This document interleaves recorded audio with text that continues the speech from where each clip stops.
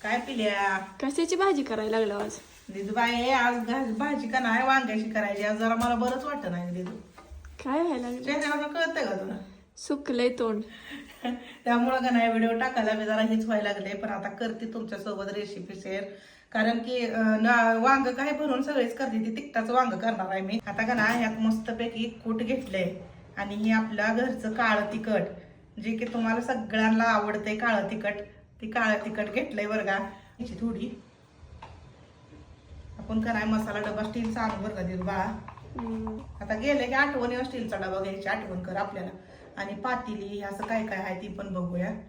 आणखीन असं हळद घेऊ थोडी. तसं आपल्यात भरपूर भांडी आहेत. भरपूर भांडी आहे ती काय बघा. भांड्याची कमी नाही. स्टीलची पातेली ही पण भरपूर आहे ती सगळं आहे. पण काय होतंय फोडणी करपते असं मला वाटतंय. त्यात फोडणी टाकले की काळं असं होतंय ना ती भाजी.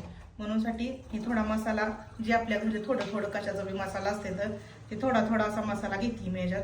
जास्त काय घ्यायचं ना, आपला थोडा थोडा कशाला पण आणलेला असतोच की तसा थोडा थोडा घ्यायचा. पुरतं मीठ इथं घेतलंय.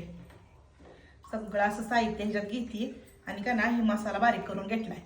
निमा ह्याच्यात टाकायचा आणि निमा टोमॅटो, खोबरं, अद्रक, टमाटर लसूण आणि कोथिंबीर. हा अद्रक, कोथिंबर, खोबरं आणि लसूण एवढं ही मसाला सगळा कालवून आपण वांग्यात भरून घेणार आहे. टाकून कुकरलाच लावतो. कुकरलाच लावते कारण की पातेल्यात आता वेळ पण जास्त झालाय जरा स्वयंपाकाला. आज कुकरला 1 शिट्टी 2 शिट्ट्या दिल्या. ह्या कुकरला काय लय अशा म्हणजे फास्ट शिट्ट्या होत नाही. त्यामुळं 2 शिट्ट्यात वांग शिजून जाते. तडतडले आता जिरं मोहरी हे सगळा मसाला ह्याच्यात द्यायचा टाकून. मस्तपैकी मसाला तळून घेतलाय. वांग तर भरून घेतलंय. लयच फास्ट काम असते तेव्हा साहेब तुमची. मग फास्ट काम म्हणजे फास्ट करायला लागते.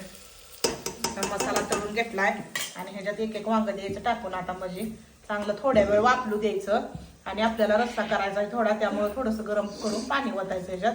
2 शिट्ट्या झाल्या की वांग तयार. आई साहेब बघ हाय का. अयो मला तर वाटत नव्हतं एवढं भारी वांग होईल. असं मस्तपैकी कोथिंबर बी टाकली होती बरं का चिरून. पका अशी इगरून गेली. पण कुकरला छान वांग होतंय. कमी वेळात होतंय बरं का.